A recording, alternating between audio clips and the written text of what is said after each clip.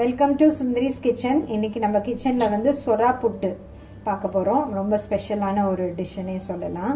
இது ரொம்ப டேஸ்டியாக இருக்கும், உடம்புக்கும் ரொம்ப நல்லது.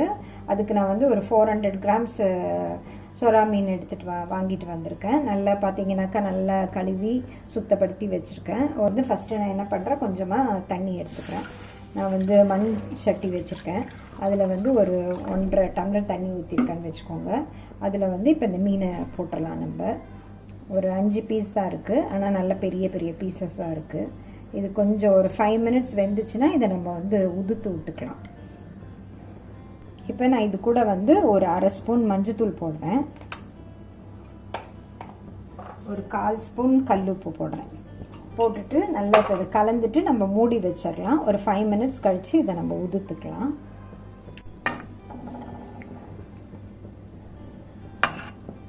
இப்போ மூடி வச்சிடுறேங்க நான். இப்போ நம்மளோட சொரா மீன் நல்லா வெந்துருச்சு. இதை வந்து வேற தண்ணியே இல்லாமல் நம்ம ஒரு பிளேட்டுக்கு ட்ரான்ஸ்ஃபர் பண்ணிக்கலாம்.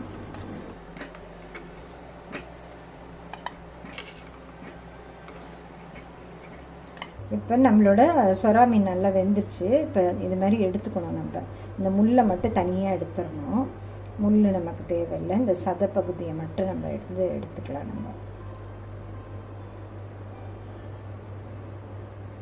இது மாதிரி எல்லா பீசஸ்லேயும் இருக்க முள்ளை மட்டும் இப்படி ரிமூவ் பண்ணி ஓரமாக வச்சுருங்க. இப்போ இப்படி சின்ன சின்ன பீசஸாக நம்ம இதை வந்து இப்படி கையாலே இப்படி பண்ணாலே உதிர்ந்துடும். இப்படி உதிர்த்துக்கணும். இப்படி சும்மா லைட்டாக மசிச்சு விட்டாலே போதும். ரொம்ப சிம்பிள் தான் இது.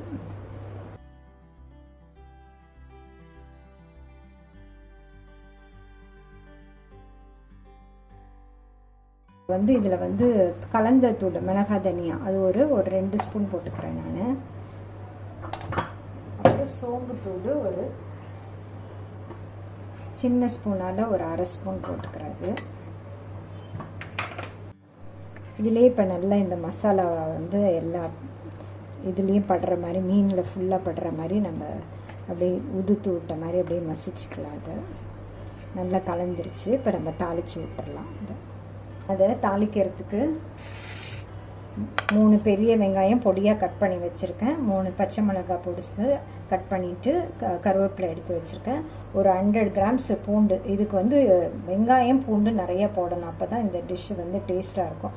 பூண்டையும் நல்லா கழுவிட்டு பொடியாக கட் பண்ணி ரெடியாக வச்சுருக்கேன். இப்போ நம்ம தாளிச்சிடலாம். எண்ணெய் இதில் சேர்த்துக்கலாம்.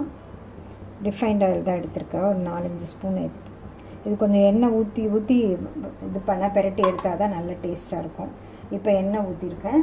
அடுத்தது நம்ம பொடியாக நறுக்கி வச்சுருக்கேன் வெங்காயம், பச்சை மிளகாய், கருவேப்பிலை இதை வந்து போட்டு நல்லா வதக்க போகிறோம். இப்போ நம்ம அப்படியே போட்டுடலாம்.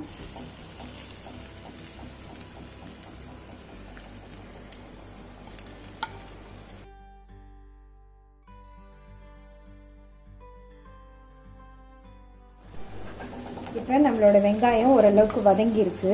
இப்போ இந்த ஸ்டேஜில் நான் என்ன பண்ணுறேன், அந்த பூண்டையும் சேர்த்துட்றேன். சேர்த்துட்டு இதையும் சேர்த்து நல்லா வதக்கிக்கலாம். நம்ம இந்த அளவுக்கு நல்லா வதக்கிடுங்க. வதக்கிட்டு இப்போ நம்ம இந்த சொரா மீனை இதில் சேர்த்துடலாம். இந்த மசாலா தடவுங்க.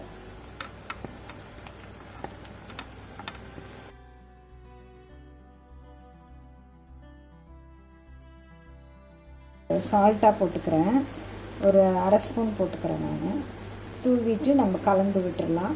கலந்து விட்டு ஒரு 2 ஸ்பூன் நான் எண்ணெய் சேர்த்துக்கிறேன். இதில் அப்பப்போ இந்த மாதிரி கலந்துக்கிட்டே இருக்கணுங்க, இல்லைன்னா அடி பிடிச்சிரும். அதனால் மெதுவாக அப்படி ஸ்லோவாக பண்ணிக்கிட்டே இருக்கணும். இது